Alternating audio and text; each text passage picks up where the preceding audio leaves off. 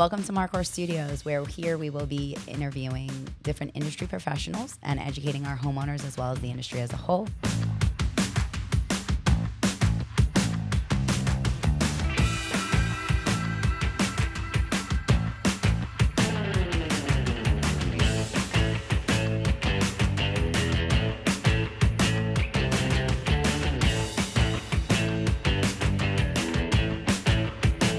We hope you enjoy the show.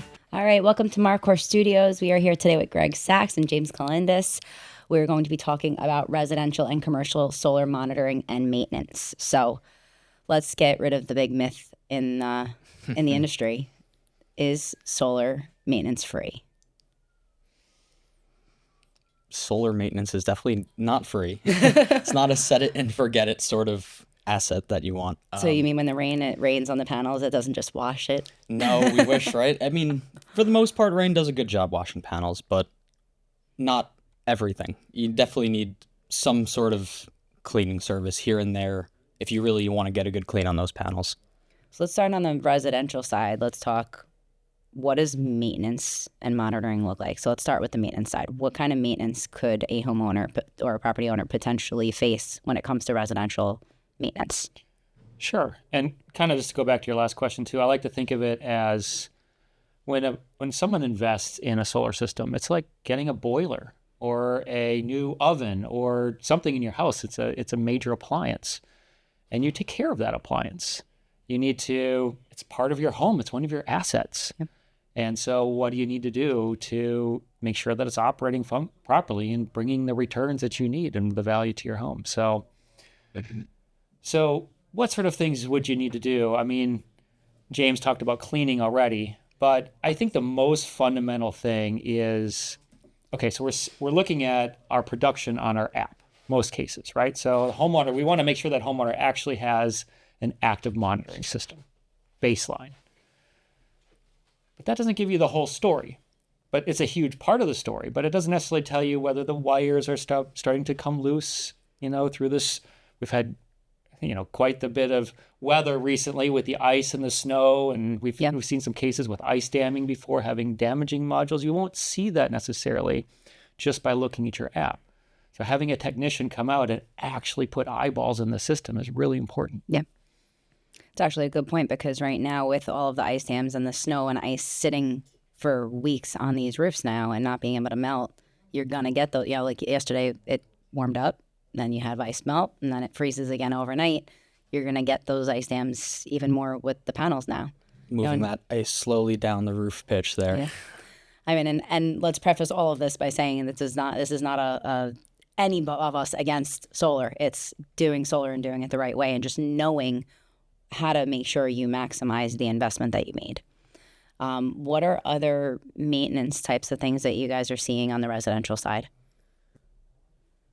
Definitely good to keep up with what's going on under your array. So a lot of times clients call in, hey, I hear some rumbling, some running going around on my roof up there.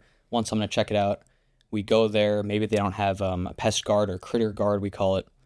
And squirrels have already gotten under the array. So that's something to look out for. Just maintaining what's going on under your array, making sure that no birds or squirrels or even raccoons in some cases are nesting and housing under there, because they could just do a ton of damage to systems by seeking heat. They're seeking shelter. After all, it is their home that they established, but sometimes got to kick them out because they're going to be doing a ton of damage to wires at times. That's just one of them I see. There's definitely some other electrical things just to keep up with, making sure that things over time don't loosen. With thermal expansion and contraction, some electrical terminals could also slightly loosen up over time. So it's always good to keep up maintenance with that and, have a sort of system inspection, I guess, to have someone on site and actually check everything's torqued properly and still tightened properly. And now let's talk on the monitoring side. You say everybody, hopefully they're, baseline have their app, but let's face it, how many people are actually checking that app? We're lucky today people check their bank account every day. And they don't realize that they are still checking part of their bank account every day by making sure that that's Absolutely. up to date. But so let's share some of what we've put here at Marcor and Solar Solutions by Marcor Solar of programs to be able to help our homeowners on the residential side, to make sure that, what are we able to offer them now for monitoring? Absolutely, yeah. We're offering different monitoring packages depending on how often you want your system checked on or how much insight you want into your system performance, based on the original solar contract and the original, the size of the system, how it was designed. So what does monitoring look like? It's a bit of proactive looking into how the system's performing, making sure that all devices associated with the system are communicating and producing. So someone such as the homeowner looking at their app or monitoring agent in-house, such as what we're offering here at Marcor, to check on the system and actually see that it's working remotely. So ultimately, you want to elaborate a little bit on what the monitoring program's going to look like? Yeah, I'll give some tangible examples. I mean, I think all of us have our best intentions. Oh, I'm going to look at it every day. And I don't. The reality is, it just gets so busy. Yeah. It gets so busy. And then you think to yourself, well, isn't the app just going to tell me when something goes wrong? And the reality is it can't in some cases, because if something just goes silent, it doesn't necessarily know that something has come offline. And so, for better or for worse, we have to often have human eyeballs looking at these systems and checking in and following up with you. Say, hey, you had a good report this last month or last week or whatever it is. And so they're going to check in your system, take a look at it, and see whether it's still producing what it's supposed to. Most apps don't have the ability to actually look at that production and look at exactly what you should be getting. So that's one key component of it. And then if there is an error code of some way, case or they're able to interpret it. They're able to see, is that something I should be concerned about? Is it just a lost communication? I would say that of the errors we get, perhaps 50% or more can just be diagnosed and addressed remotely. Yeah, or some sort of temporary fluke, some snow on panels alert, something like that. Very common. Yeah, So, I've been seeing a lot of those coming in that, oh, my system's not performing. Oh, yeah, it's covered in snow at the moment. Go outside, take a look at your roof. Yeah, but ultimately, what homeowners are misunderstood with is that panels are going to always be producing no matter what time of year. And they don't realize that when these systems are designed, they're designed to know that there's going to be less daylight this time of year. There's going to be the possibility of snow and things like that are, going to affect the production. But when we're at peak production in the summer, that's going to be able to offset that bank account more or less.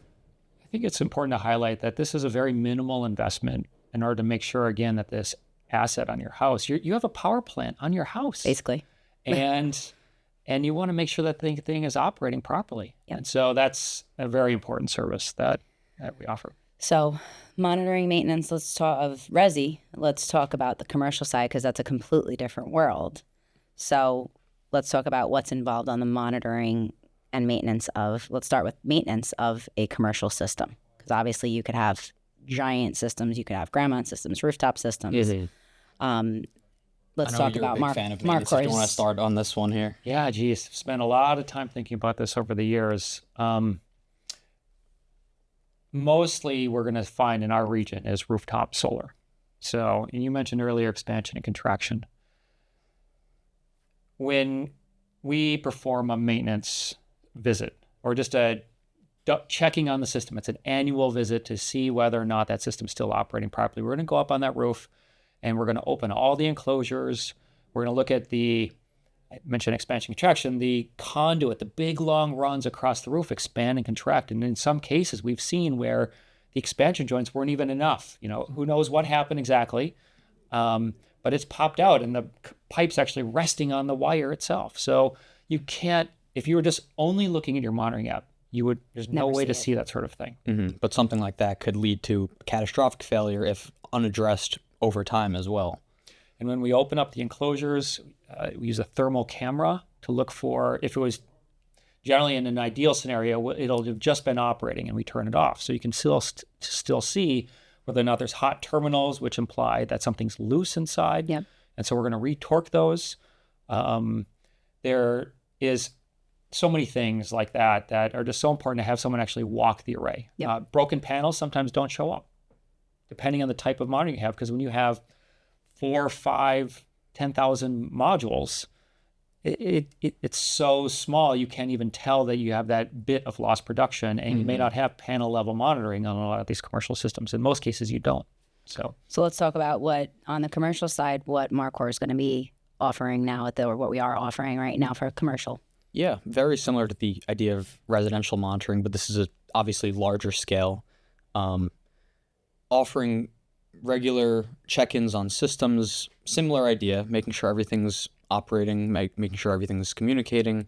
But the biggest thing is also performance, making sure that there's no dip in performance from the system that would have otherwise been found at some sort of maintenance visit or some sort of inspection.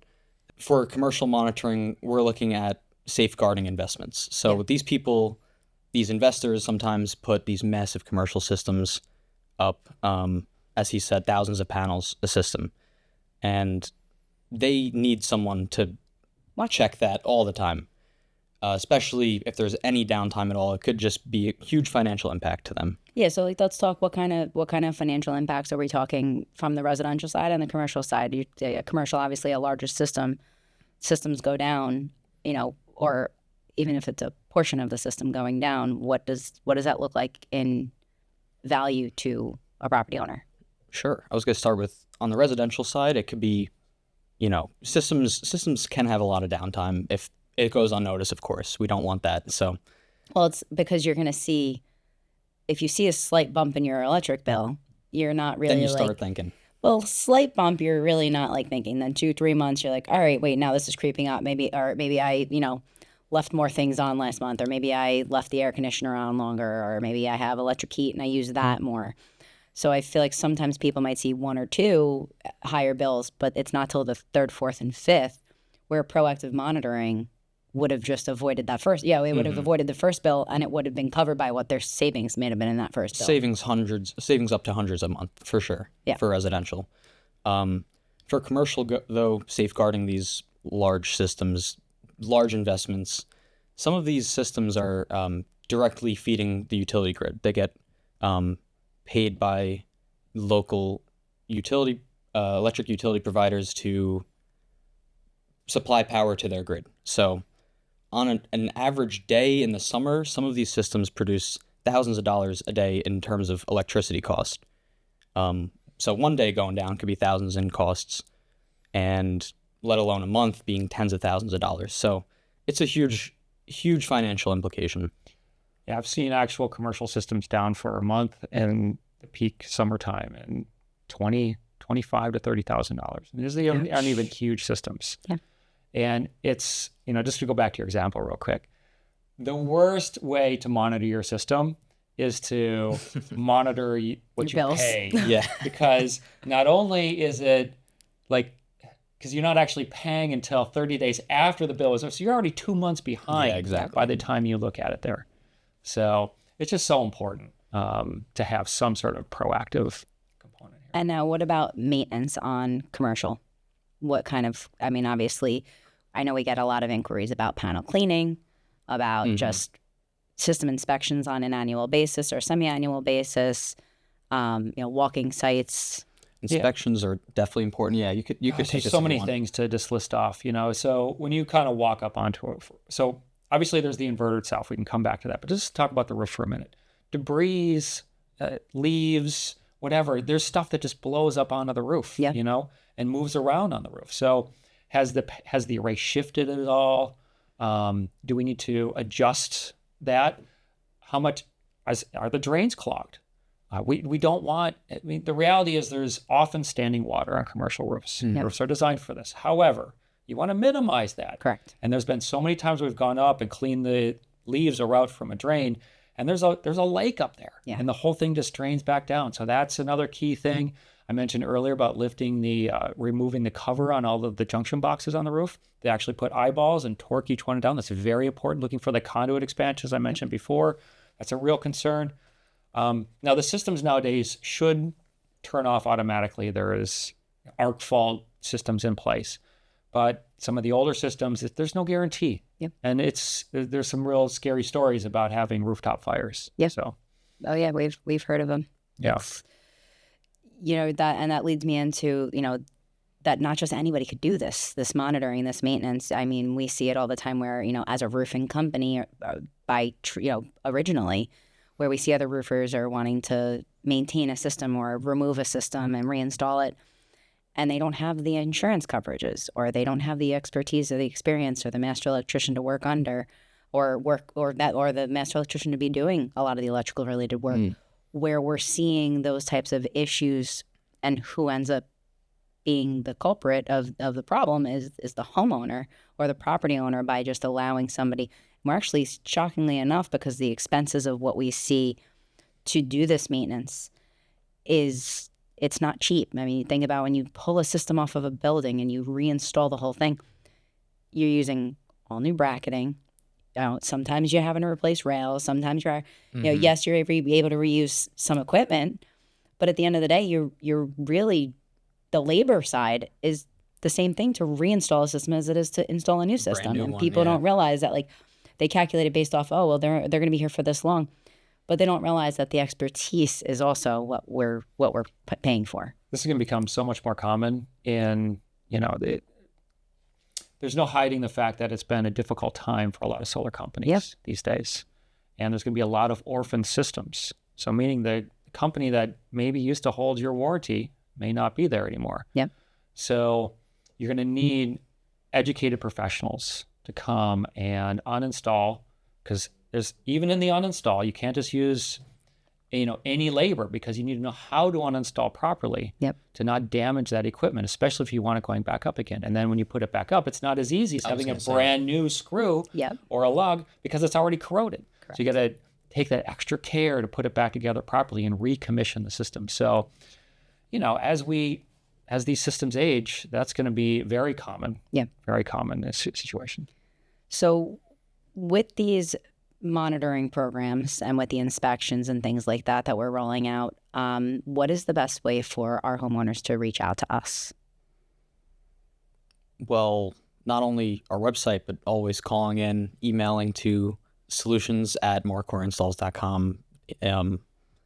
We have a bunch of channels to reach out to us by, but definitely our website. Could check out anything you need on there as well. And we will be offering both the residential and the commercial monitoring. We're going to be having the maintenance packages, the inspections.